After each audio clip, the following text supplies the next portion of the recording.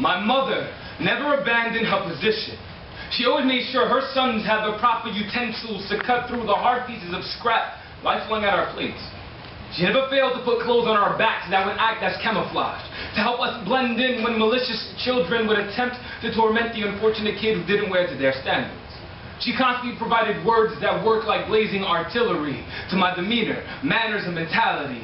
If she spotted an infidel in my behavior or attitude, she'd send her firing squad, code name, Lecture. Lecture would line my floors up against the wall and spray a shower of syllables, words, sentences, paragraphs, and at times Spanglish that would leave the dust of my imperfections splattered on mirrors. Now that I am older, she is a surveillance plane that remains idle until I issue distress signal. She zooms in on sin that knocks of her kin and sends a consoling homing missile with an explosion of encouragement that always saves me. You see, my mom has never failed to uphold her ranking, until suddenly she fell like a tyrant statue as I was the one left to crumble. Like a post-stress Vietnam vet looking for a fix, she took a mix of pills. Like the front enemy lines slowly meeting their demise by a wave of bullets, her mind was compromised by drugs. From the outside, she appeared fine, but deep inside was a woman in prison by an illusionary addiction. She wanted to leave my dad and show she's independent, but remain dependent on his attention to weather the storm of ibuprofen, Nexium, Divan, Tiger, and a bunch of other shit that consumes her as she consumes it. Pushed into a foxhole, my mind but often confined to God but for reinforcements. But he stopped being the general in command the minute the man with the MD and PhD told my family that she would only see the next 2 years of her life. Yet my mom has been dying in my arms now for nearly 4 years. The doctor's prognosis only diagnosed their illness of inaccuracy. So I tell them, fuck you, as I walk through this emotional battlefield and carry this diminishing body. These drugs are being downed in triple the doses. I wanted to tuck in a trend since I knew treading on the trip terrain would eventually cause her to trip on stage 4 cancer. Yes, my mom has stage 4 cancer. Formidable foe, and fighting for her is our final objective. I wanted to help her find strength by fortifying the fortress of her feeble mind. She had fought a hard campaign to reduce the pain and not fall under such circumstances. It would often take her days to recover after chemical warfare they call chemotherapy. And after I would find her carrying her hair in her arms like the intestines of a fallen comrade. Helping her stand up is as tough as lifting up a dismembered body from a trench.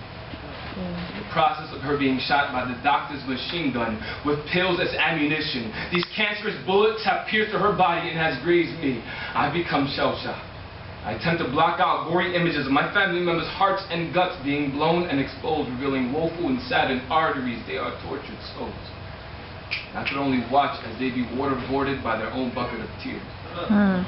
Try to adhere as my mom's psychological medic and stitch up her gashes, but my open wounds are becoming infected by gangrene of inconsolable pains, irresolvable dilemmas, and inconceivable solutions because nobody bothered to tell me that cancer could be contagious. I often thought I was given an ultimatum. I could amputate my emotions as I abandoned my comrade in the middle of war, or stand by her side as a prisoner of war in a cage of spoken and unspoken sorrow. Sometimes she thought I chose to abandon her in a time of need, but she doesn't see that I refuse to let her witness that I become a victim of her pain. I couldn't believe she doubted the adhesiveness of our bond as mother and son, but I'd still try to console her, because nobody knows her like I do. She would always tell me she isn't afraid of dying, she's just afraid of what she's leaving behind. So in order to overcome this war against cancer, I will put her worries to rest by professing her influence. By being placed in boot camp, she calls motherhood. She did for me what other mothers wish they could. She has raised me to be king of the hill, instilled in me our morals and etiquette she's engraved on my dog tag. Because of her, I am a soldier that can bulldoze over anything standing my way. They claim that medal of honor, so I honor her. My mother, Gloria Cruz. Because of you, I am the man that I am now. I stand proud, and the flag that I wave will always represent that you are the best thing that has ever happened to me. I am your cancer survivor, Mom. You remember when I was a kid, you would always ask me, Jay, how much do you love me? I'd extend my arms out as far as it could possibly go, and every time reply, this much, Mommy.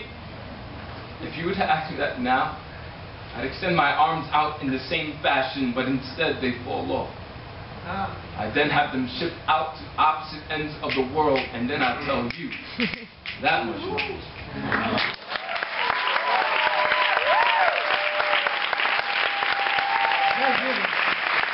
That's the first time y'all all done.